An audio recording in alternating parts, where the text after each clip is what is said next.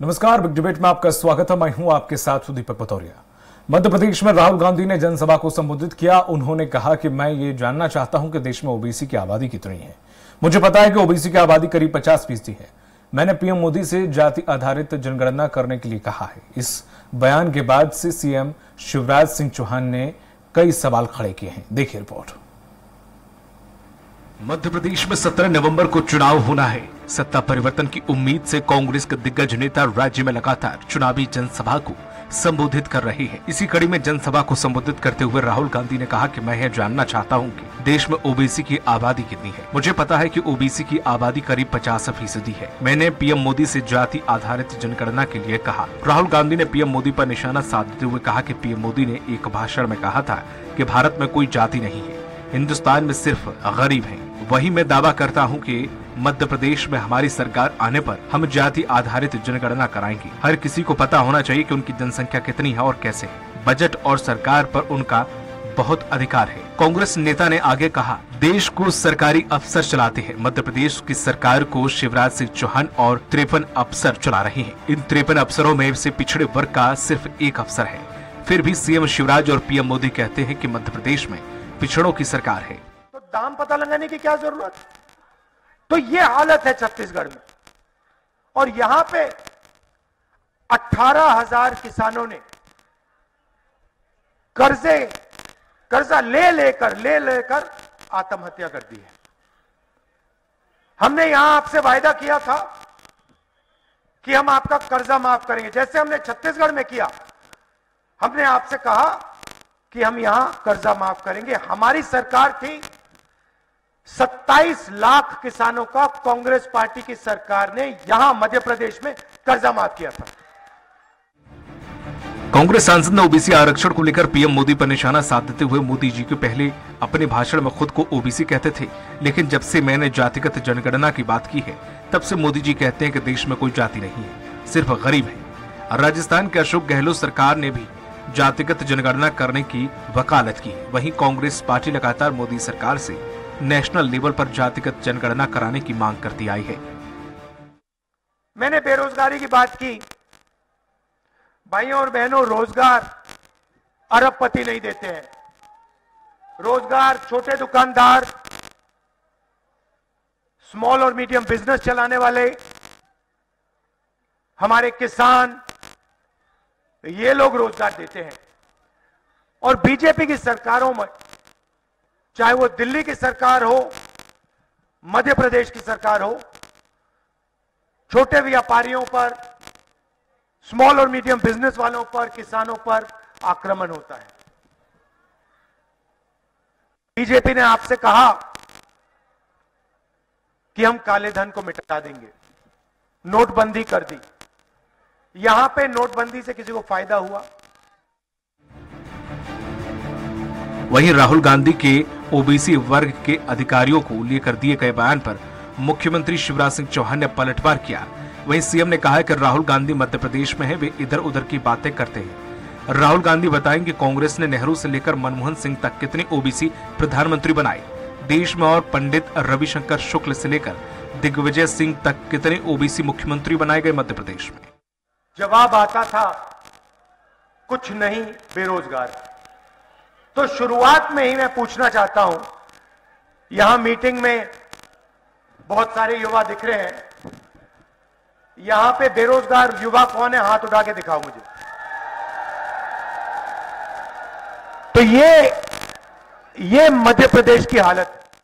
खैर, इन दिनों शहमाद का खेल तेजी से चल रहा है। ऐसे में सियासी समय में चुनाव से पहले कांग्रेस का ओबीसी आरक्षण को लेकर दिया गया बयान कांग्रेस के लिए चुनाव में गेम चेंजर बनेगा या नहीं, आने वाला वक्त ही बताएगा। सलमान खान, स्वराज एक्सप्रेस।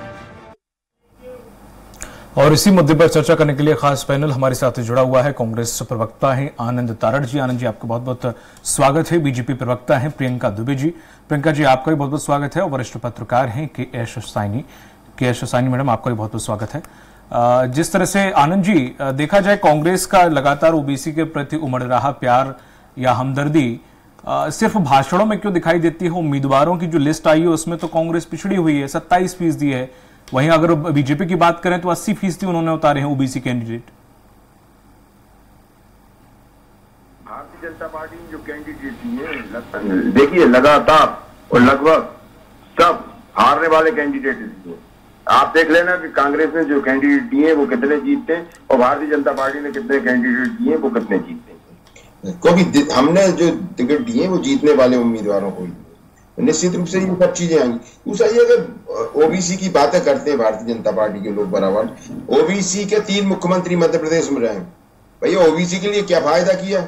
आरक्षण की बात हुई तो किस तरह से पल्लू झाड़ लिया, किस तरह से जब सरकार में पिछले दरवाजे से आए तो किस तरह से कोर्ट में वकालत की। इससे सब जाहिर होता है कि केवल और केवल वकालत करते ओबीसी के 3 मुख्यमंत्री मध्य प्रदेश में रहे पिछले 20 सालों में भारतीय जनता पार्टी।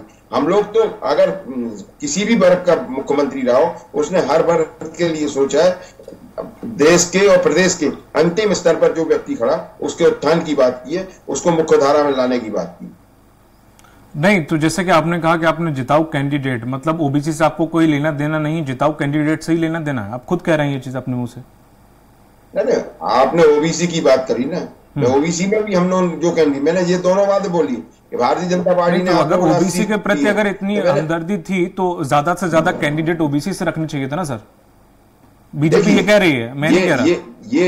ये हमें आप लोगों से सीखना नहीं है। मैं नहीं कह रहा हूँ, बीजेपी कह रही, बीजेपी से आप जो भी उनको बोलिए सर। हमें बीजेपी से भी, हमें बीजेपी की लाइन पे थोड़ी चलना है, हमें सत्ता के हिसाब चलना है, सत्ता के हिसाब से चलता है, जनता से मतलब है और जनता में उन लोगों से मतलब है जो जीतने वाले हैं। जिस वर्ग के लोग जितना जीतेंगे उनको उतना प्रतिनिधित्व देंगे। तो अगर आपने बोला कि जितने लोगों को दिया, हमने उनमें अधिकतर जो लोग जीते हैं वो सब जीतेंगे। भारतीय जनता पार्टी ने जो 80 दिए उनमें कितने जीतेंगे वो आप देख लेना। तो उन्होंने तो सब हारने वालों को दिए, केवल बताने के लिए दिए कि हम ओबीसी वर्ग के हितैषी हैं। तो कितने हितैषी हैं जो पूरा देश देख रहा है कि ओबीसी के लिए उन्होंने कितना काम किया, ये भी हमने सबने देखा है। राहुल गांधी जी ने अगर बोला है कि हम प्रेम की गंगा बहा रहे हैं, हम लोगों के दिलों को जोड़ रहे हैं, तो निश्चित रूप से हम उस लाइन पे चल रहे हैं। और देश की जो ठीक है आनंद जी, जो अभी मुख्यमंत्री जी ने जो तंज कसा था कि बता देंगे अब तक दिग्विजय सिंह तक कितने मुख्यमंत्री ओबीसी आपने दिए हैं या कितने प्रधानमंत्री दिए हैं, ये आप थोड़ा सा अभी 3 नाम आपने गिनाए, उनके नाम ले दें, उसके बाद मैं नेक्स्ट प्रियंका दुबे जी के पास जाता हूं। देखिए बाबूलाल गौड़ थे, आदरणीय उमा भारती जी थी, आदरणीय शिवराज सिंह चौहान है, तीनों मुख्यमंत्री ओबीसी के ही रहे ना, कोई अलग से तो है नहीं रहे। मध्य प्रदेश में 3 ही मुख्यमंत्री रहे, लेकिन इन्होंने ओबीसी के लिए क्या किया? घड़ियालू आंसू बहाने के अलावा इनके पास कुछ नहीं है। ठीक है प्रियंका दुबे जी, यही सवाल आपसे कि क्यों ओबीसी की इतनी हमदर्दी क्यों?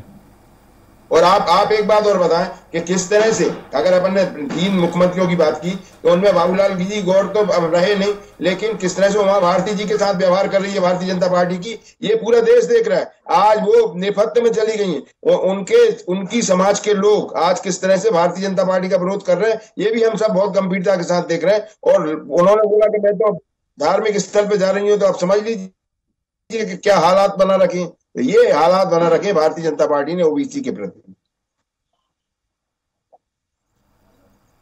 जी प्रियंका जी, दीपावली के शुभ अवसर पर आप लोग के माध्यम से सभी को दीपावली की अनंत शुभकामनाएं, और खासकर आनंद जी भाई साहब को बहुत बहुत शुभकामनाएं। धैर्य पूर्वक आप सुन लीजिए, आप बोल रहे थे मैं सुन रही थी, मेरा समय भी आप ले रहे हैं क्योंकि बहुत बधाई शुभकामनाएं। आप देखिए, अगर कथनी और करनी का भेद अगर देखना है तो कांग्रेस पार्टी का कथनी करनी का भेद आप लोग खुद स्पष्ट कर रहे हैं कि जिन्होंने 80% कैंडिडेट अगर उतारे हैं तो कोई भी राजनीतिक पार्टी हो, ये सामान्य ज्ञान की बात है कि जिताऊ कैंडिडेट ही मैदान में उतारती है। और अगर 80% ओबीसी कैंडिडेट्स उतारे गए हैं तो भारतीय जनता पार्टी का पूर्णतः उनके ऊपर विश्वास है। और 80% नहीं है दीदी, बदलो सही करो से 80% नहीं है। ठीक है, उसके बाद अगर हम बात करते हैं तो महिला ओबीसी मुख्यमंत्री सबसे पहले माननीय उमा भारती जी को बनाया, तो एक महिला और ऊपर से ओबीसी पर अगर विश्वास जताया गया जिसने इनकी सत्ता को उखाड़ फेंका, तो ओबीसी की ताकत को मजाक में लेना शायद कांग्रेस का होगा, जिन्होंने 18 साल से ओबीसी की सुनवाई लोग जब सत्ता में रहे तभी इनको वैसे भी हर चुनाव में विरोध करना चाहिए था, परंतु इसी चुनाव में इनको ओबीसी याद आया। माननीय प्रधानमंत्री जी जो ओबीसी कैटेगरी से आते हैं, जिनको पानी पी पी करके इन्होंने कितनी गालियां दी हैं, आप लोग खुद जानते हैं, मीडिया बहुत अच्छे से जानता है कि चौकीदार चोर है। उनकी माता जी को इन्होंने अपमानित किया, प्रधानमंत्री जी की गरिमामय पद का भी इन्होंने ध्यान नहीं रखा, उन्हें इन्होंने माता जी को कहां से ले आई आप बीच में? नहीं, माता जी को कहां ले आई बीच में? माता जी तो सबकी सम्मानी होती है। ये आपने माता जी नहीं, ये गलत बयानबाजी कैसे करेंगी आप? गलत बात क्यों बोल रही हैं आप? माता जी को कहां से ले आई? प्रधानमंत्री आनंद जी निवेदन है, ठीक है, बोल दिया सर, डिबेट की तरह रहने, ठीक है, डिबेट की तरह रहने दीजिए। आनंद जी, ये आप लोगों की बड़ी समस्या है कि आप लोग फिश मार्केट बना देते हैं। माता जी का कौन सा अपमान किया कांग्रेस ने? ये बताइए आप, ये बताइए कि माता जी का कौन सा अपमान किया? आनंद जी मैं बोल देता हूँ, माता जी को नहीं लाई बीच में, अब बात रखिए प्रियंका जी। हाँ जी, नहीं, आनंद जी बस हम नहीं लाए थे, जो लाए थे उनको इतनी मिर्ची लग रही, लगने दीजिए। ठीक है, इसके बाद भी अगर हम बात करते हैं तो हैट्रिक इन्होंने खुद ने बताई कि ओबीसी मुख्यमंत्री की हैट्रिक हमने लगाई। तो अगर ओबीसी का सम्मान और उनकी ताकत को भारतीय जनता पार्टी ने नहीं समझा होता तो 3 मुख्यमंत्री लगातार ओबीसी कैटेगरी से नहीं आ रहे होते। उसके बाद भी अगर हम बात करते हैं तो 27% विधायक अगर हम बात करें और 29% सांसद अगर चयनित होकर के पहुंचे हैं तो उनके ऊपर विश्वास जताना और उनके समाज को, या अगर हम कहें उनके वर्ग को पूरी तरह से सम्मानित करने का काम अगर कथनी और करनी का अगर भेद को मिटाते हुए अगर पूर्णतः धरातल पे उतारा है तो भारतीय जनता पार्टी ने उतारा है। इसके बाद भी अगर हम बात करते हैं 1 मिनट, तो मैं आप लोग के माध्यम से ही पूछना चाहूंगी कि श्री सीताराम केसरी जी के साथ में जो अभद्र व्यवहार, यहाँ तक कि उनकी अंतिम यात्रा और उनके अंतिम क्षणों में जो कार्यालय उनके साथ व्यवहार किया गया था, इसके ऊपर कांग्रेस पार्टी कभी चर्चा नहीं करना चाहती है कि सीताराम जी की केसरी जी के योगदान को इन्होंने किस तरीके से भुला दिया। यहाँ तक कि जब उनकी अंतिम यात्रा हुई और कार्यालय में उनको स्थान ना दे करके जिस तरीके से ओबीसी का अपमान कांग्रेस ने किया है, ओबीसी वर्ग ने देखा है और उस चीज को समझा है। इसका ओबीसी ही नहीं, सभी वर्गों ने इनकी उपेक्षा कर दी है और कांग्रेस पार्टी को पूरी तरह से दरकिनार कर दिया है। ठीक है, केशव मैडम, जिस तरह से आनंद जी का जो स्टेटमेंट था कि हमने जिताऊ कैंडिडेट उतारे हैं और उन्होंने बड़ा अजीब सा जवाब दिया, इसके मैंने उम्मीद नहीं थी। उन्होंने कहा जिताऊ जिताए, ओबीसी से कोई लेना देना नहीं है, हमने जिताऊ कैंडिडेट उतारे। अब यही ये कब बोला है? ये कब बोला ओबीसी से लेना देना नहीं है? सर सुन, मैं बात तो रख लूं पूरी, आप पूछ लीजिए सर, मुझे पूरी बात करने देंगे सर, मुझे पूरी बात करने देंगे। मैंने पूरा सवाल रख लिया क्या सर? ये तो आप पूछ लो फिर सवाल। लेकिन आपने ये आपने बोला ना। अरे सर मैं सुन तो लीजिए, मैं सर सुन तो लीजिए, पूरा क्वेश्चन मेरा सुन लीजिए ना सर पहले। नहीं वो तो सही है, लेकिन आप ये बोल रहे हैं अब आप उन्हें प्रियंका दुबे जी को भी कर रहे हैं, अब मुझे भी टोक रहे हैं, तो फिर एक काम कर लो सर, फिर आप टोका टोकी कर लो फिर सर। मुझे सवाल तो पूछने दीजिए ना, बाद में आपको लगे आप रख लीजिए अपनी बात। आप गलत बोल रहे हैं ना। आपको समय दिया ना सर मैंने, जब आपकी बारी आए आप रख लीजिएगा बात अपनी। अब मुझे सवाल कर लेने दीजिए मैडम। तो अब उन्होंने जो आंसर दिया कि हमने जिताऊ कैंडिडेट उतारे, चलिए मैं सुधार देता हूं, आपके अनुसार कर देता हूं, ठीक है। तो उन्होंने कहा कि जिताऊ कैंडिडेट है हमारी। अब यही चीज अगर बीजेपी करती तो ये कहते ओबीसी उम्मीदवारों को नहीं दिया, आखिर ऐसी क्या वजह रही? बड़ी हमदर्दी दिखाते पर ओबीसी को नहीं दिया, बल्कि ओबीसी वालों को प्रतिशत कांग्रेस से ज्यादा है उम्मीदवारों का। ये जो आनंद जी ने जो कहा, दीपक भाई, इनका कहना है कि जो हमारे जीतने वाले उम्मीदवारों को हमने टिकट दी है, तो मेरा मानना है कि हर पार्टी जीतने वाले कैंडिडेट होते, पर बात ये होती है कि आपने तैयार किया कि नहीं किया, आपने उनको आगे बढ़ने दिया कि नहीं दिया। क्यों नहीं है आपके पार्टी में ओबीसी? क्यों नहीं है? आपको इस तरह के कैंडिडेट क्यों नहीं मिल रहे हैं? क्या देश में प्रदेश में कमी है ओबीसी की? जो परसेंटेज वाइज जितने हमारे पॉपुलेशन है उसके उतने टैलेंटेड लोग भी निकल सकते हैं, और आपके पार्टी में ओबीसी वर्कर्स हैं, लीडर्स हैं, तो आपने तैयार नहीं किया उनको, ना उनको आगे बढ़ने का मौका दिया। इससे तो यही जाहिर होता है। तो मेरा ये मानना है कि जैसे महिलाओं के बारे में भी कहते हैं ये कि मतलब महिला हमारे इसमें, हम तो जीतने वाले कैंडिडेट को देते हैं, इसलिए अब इस बार कितने दिए, 10% महिलाओं को टिकट दिया इनने। दोनों पार्टी की बात करें, पर बात यह है कि आपको उनको आगे बढ़ने का मौका देना चाहिए। जिन लोगों को आपने कभी मौका ही नहीं दिया तो वो अपना टैलेंट कैसे प्रदर्शित करेंगे। तो पार्टी की वो बनते, अगर वो जेन्युइन है किसी समाज के प्रति, किसी कम्युनिटी के प्रति, तो आपको उन कम्युनिटी से आपको टैलेंटेड लोगों को चूज करना चाहिए और उनको मौका देना चाहिए ताकि वो राजनीति में आगे बढ़ सके। तो अगर आप ये कहते हो तो आप यही मान रहे हो कि उनके पार्टी में आपने कभी बढ़ने दिया ही नहीं है। ठीक है। एक सवाल मैंने आनंद जी से और किया था कि मुख्यमंत्री जो शिवराज सिंह चौहान ने सवाल दागा है कि कितने ओबीसी के कांग्रेस बताया, कितने ओबीसी, उन्होंने जो नाम गिनाए वो बीजेपी के गिना दिए। मैं भी बड़ा ताज्जुब था कि बीजेपी के नाम क्यों गिना रहे। नहीं, मुख्यमंत्री में तो पूरे अभी कांग्रेस में तो हमेशा ही नॉन ओबीसी रहे हैं। ठीक है आनंद जी, अब यही सवाल मैं आपसे करना चाह रहा था कि जो आपने जो 3 नाम गिनाए वो तो बीजेपी के थे। हालांकि मैं रीचेक कर रहा था कि आप बीजेपी से हैं कांग्रेस से, क्योंकि आपने नाम जिस तरह से गिनाए तो उस तरह लग रहा था जैसे बीजेपी से। वो जितने भी जो उन्होंने सवाल किया आपसे कि वो आखिर क्यों कोई ओबीसी मुख्यमंत्री या प्रधानमंत्री क्यों नहीं रहा, मैं उसका सवाल पूछ रहा हूं आपसे कि मध्य प्रदेश में ऐसा कोई रहा है? आपने जो नाम गिनाए वो तो बीजेपी के थे। क्या आप तो ये बताएं कि अपन ओबीसी पे बात कर रहे हैं कि राहुल गांधी की उस पे बात कर रहे हैं? सर मुद्दा तो राहुल गांधी पूरे भाषण में रख रहे हैं, तो मैं उसी से संबंधित सवाल बीच में आया। दूसरा सुनिए, अब आप अभी भारतीय जनता पार्टी की प्रवक्ता ने सीताराम केसरी जी की बात करी, ये जो बातें कर रहे हैं ना ओबीसी की, ओबीसी के लिए तो कांग्रेस प्रतिबद्ध है कि 27% आरक्षण देगी और इसके अलावा भी कांग्रेस की नीति रही है ओबीसी को बढ़ावा देने की। ये हम जो ओबीसी का आज जो मुद्दा लेके आए, ये तो मेरे को कहीं से कहीं तक समझ में नहीं आ रहा। आज हमने जो चर्चा की है, मेरे को जो जानकारी में है कि हमने राहुल गांधी जी की यात्रा पे की है। राहुल गांधी जी ने देश के हर व्यक्ति के उत्थान की बात की और निश्चित रूप से ओबीसी की संख्या देश में ज्यादा, तो निश्चित रूप से कांग्रेस प्रतिबद्ध है ओबीसी के लिए। दूसरा ये अभी यार भारतीय जनता पार्टी की हमारी बहन ने बोला है कि सीताराम केसरी, आपको पता होगा, आप मीडिया के प्रमुख लोगों में से, सीताराम केसरी जी की कल हमने प्रदेश कांग्रेस कार्यालय में जयंती मनाई। मौलाना अब्दुल कलाम आजाद की बनाई, आदरणीय सीताराम केसरी जी की बनाई और हमारे एक पूर्व मंत्री आदरणीय हरवंश सिंह जी की बनाई। तो ये हमारे यहाँ ये सब चीजें नहीं है जो भारतीय जनता पार्टी के लोग कहते हैं। बार बार ओबीसी के नाम पर रोना रोते हैं। तो मैं तो ये पूछना चाहता हूँ, आपने मुख्यमंत्री तो बना है, आज किस तरह से आप देखिए कि आदरणीय साध्वी जी के साथ क्या व्यवहार हो रहा है। बाबूलाल गौर जी तो अब है नहीं है। अरे शिवराज सिंह चौहान जो आज मुख्यमंत्री हैं, उनका चेहरा कहां चला गया? आज मुख्यमंत्री प्रधानमंत्री के नाम पर आज चुनाव लड़ा जा रहा है। निश्चित रूप से प्रधानमंत्री भी ओबीसी के वर्ग के हैं, लेकिन वो तो ये कह रहे हैं कि जनगणना के नाम पर जब राहुल जी ने बोला कि देश में जनगणना होना चाहिए, तो जनगणना में जातिगत जनगणना होनी चाहिए, तो आज प्रधानमंत्री जी ने अब वो बंद कर दिया बोलना कि हम ओबीसी वर्ग के हैं। तो ये सब चीजें दिखाती हैं कि किस तरह से हम ओबीसी से पल्ला झाड़ रहे हैं। अरे अगर ऐसी बात थी तो उन्हें बोलना चाहिए बोल के ये सब कुछ।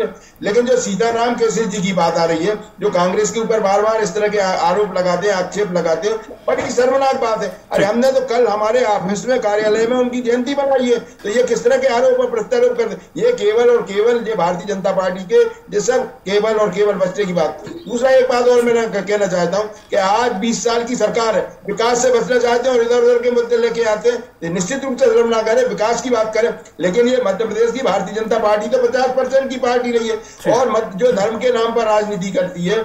आप देख लीजिए उज्जैन में किस तरह से ऋषि मुनियों की मूर्तियों को किस तरह से हवा के झोंके में उड़ गई है, तो वहां तो 80% का घाला हुआ। तो ये केवल और केवल सरकार कमीशन की सरकार है।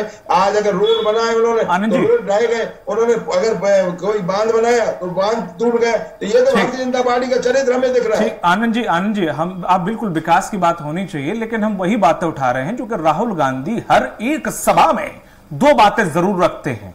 वो ये है कि जातिगत जनगणना और ओबीसी, और दूसरी है कि पूरे 90 जो सचिव चला रहे हैं, सेक्रेटरी चला रहे हैं पूरे देश को, उसमें से सिर्फ 3 हैं ओबीसी। ये जो 2 मुद्दे होते हैं, आप भी जानते हैं, किसी से छुपा नहीं कि वो जो 2 मुद्दे रखते ही रखते हैं। और उन्होंने ये सितंबर में जो लोकसभा में, संसद में भी ये मुद्दा उठाया था, तो अमित शाह जी ने जो जवाब दिया था, मैं भी थोड़ा सा मैं बता देता हूं कि जो उन्होंने जो आंकड़े दिए थे कि 29 मंत्री उनके ओबीसी हैं, साथ ही साथ एमएलए हैं 365 और साथ ही साथ 27%, साथ ही एमएलसी 163 में से 65 यानी कि 40% जो उन्होंने आंकड़े रखे थे, जो उन्होंने बताया था ना कि जिस तरह से कि इतने सेक्रेटरी चलाते हैं 90 जिसमें से 3 ओबीसी हैं, तो उन्होंने ये कहा कि मुझे हास्यास्पद लगता है ये पूरा कि सेक्रेटरी देश चलाते हैं। अभी तक तो मैंने सिर्फ इतना सुना था कि सांसद और विधायक देश चलाते हैं या प्रधानमंत्री देश चलाते हैं। देखिए जी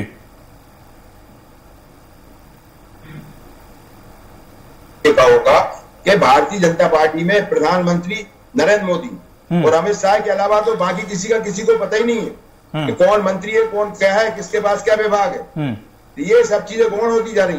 आज हमारे यहाँ मध्य प्रदेश की राजधानी में रेल मंत्री बैठे, किसी को नहीं पता कि रेल मंत्री मध्य प्रदेश की राजधानी में बैठे।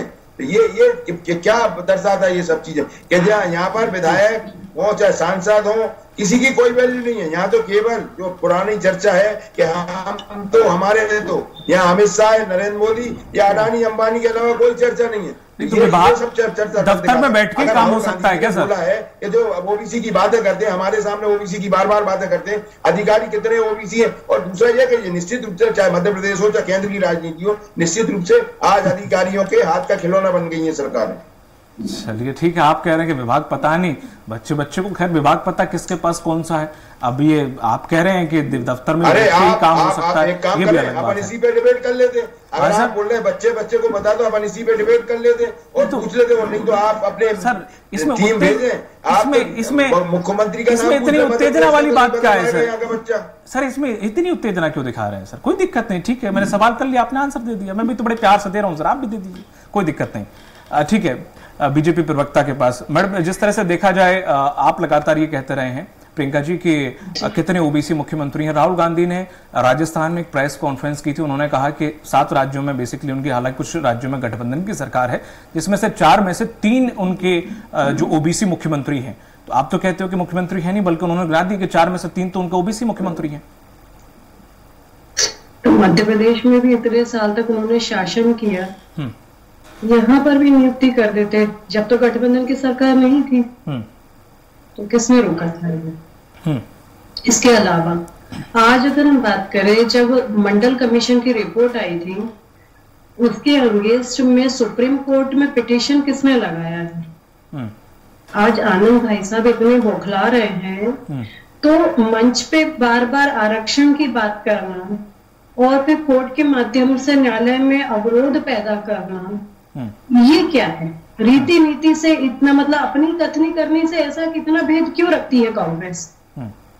और तो और छोड़िए, अगर ये लोग इतनी ही चिंता किसी भी वर्ग की करते हैं, चाहे वो महिला आरक्षण पे बात कर लीजिए, चाहे ओबीसी आरक्षण पे बात कर लीजिए, चाहे दलितों की बात कर लीजिए या बच्चों के हितों की बात कर लीजिए, इतने लंबे समय तक सत्तारूढ़ रहे हैं ये लोग। केंद्र की बात करें चाहे प्रदेश की बात करें, तो कल्याण करने के लिए अपना खुद का जज्बा होना चाहिए। ठीक है, मैं संक्षिप्त में, समय कम है। लोग भ्रमित है ये लोग करना कुछ नहीं चाहते, बस इनकी जो बौखलाहट है, बाकी की तो छोड़िए। अभी प्रवक्ता के तौर पे भी आनंद भाई साहब जिस तरीके से परेशान हो रहे हैं, हम तो कहते हैं यहाँ हम पार्टी की बात करने बैठे हैं, प्रवक्ता के तौर पे किसी भी चीज पे चर्चा कर लीजिए। ठीक है, समय ज्यादा नहीं है, मैं साइनी मैडम के पास जाऊंगा। इससे क्या स्पष्ट होना ये बताइए। ठीक है, चलिए। इस बौखलाहट से इनकी हार सुनिश्चित है, दिखता है, जनता भी इस चीज को समझ चुकी है और ये मान चुके हैं कि प्रियंका जी चूंकि समय लगभग समाप्ति की ओर है, इसलिए मैं अब के साइनी मैडम के पास जाऊंगा। मैडम, जिस तरह से देखा जाए ओबीसी के बड़ा फैक्टर मैटर करता है, इसीलिए हम शुरुआत से देख रहे हैं कि ओबीसी को साधने के चाहे दोनों ही पार्टियां लगी हुई हैं, चाहे वो जनप्रतिनिधि को लेकर हो, कैंडिडेट्स को लेकर हो, चाहे वो समीकरणों को लेकर हो, हर एंगल से, चाहे वो कोई भी योजना को लेकर हो, ओबीसी फैक्टर। और इसी बात का कहीं ना कहीं बार बार दुखती रथ पे कांग्रेस हाथ रखती है, जो जातिगत जनगणना, जो कि बीजेपी कहीं ना कहीं इससे थोड़ा सा भागने की कोशिश करती है, और वो उन्होंने यही पकड़ रखा है, जो कि लगभग हर सभा में इस चीज का जिक्र होता है। ये थोड़ा सा भाषण में और वास्तविकता में दूराभास की स्थिति लगती है दोनों ही पार्टियों के अंदर। जी दीपक जी, ये जो आपने जो बात कही है, ये बहुत 100% सच है। आप देखिए, इंदिरा गांधी ने अपने भाषण में हमेशा ये बात कही है कि हमारे देश को जाति, समाज, इसके आधार पर नहीं बांटना चाहिए, क्योंकि पूरा एक देश है। और आपने इसलिए उन्हें जाति के आधार पर जनगणना भी बंद कर दिया था, इसको रिलीज भी नहीं किया। तो कांग्रेस ने खुद जनगणना करके उसको रिलीज नहीं करा। तो कांग्रेस का कहीं ना कहीं लाइन ये नहीं था कि, पर अब क्या है कि चुनाव में इस बार जो चुनाव है, ये एक अलग किस्म के लाइन लेके कांग्रेस चल रही है, जहाँ पे ये कह रही है कि जाति जनगणना होना चाहिए। और इसका एक बहुत बड़ा वजह है क्योंकि कांग्रेस को लगता है कि हिंदू वोट जो है यूनाइट हो रहा है, तो कहीं ना कहीं उसका नुकसान उनको हो सकता है, तो वो वोट को डिवाइड करने की कोशिश है, तो एक तरह से हिंदू एकजुट ना हो। तो मेरा ये कहना है कि राजनीतिक लिए सिर्फ आपको ये चीजें नहीं करनी चाहिए। तो साफ साफ ये चीज दिखाई देता है क्योंकि कांग्रेस का लाइन ये पहले से भी ये नहीं था कि जातिगत आधार पे जनगणना भी नहीं है, जातिगत आधार पे राजनीति भी नहीं की जा सकती है। चलिए, बहुत बहुत शुक्रिया हमारे साथ जुड़ने के लिए आनंद जी आपका, प्रियंका जी आपका और केश सानी मैडम आपका भी। तो जिस तरह से देखो ओबीसी को साधने के लिए दोनों ही पार्टियां जद्दोजहद में लगी हुई हैं, लेकिन ओबीसी वर्ग आखिर किस तरफ जाता है किस तरफ नहीं जाता ये देखने वाली बात होगी। लेकिन राहुल गांधी के जो भाषण से जो कुछ अंश निकलकर जो सामने वो रखते हैं उनका असर कितना होता है ये देखने वाली बात होगी। मुझे दीजिए इजाजत, नमस्कार।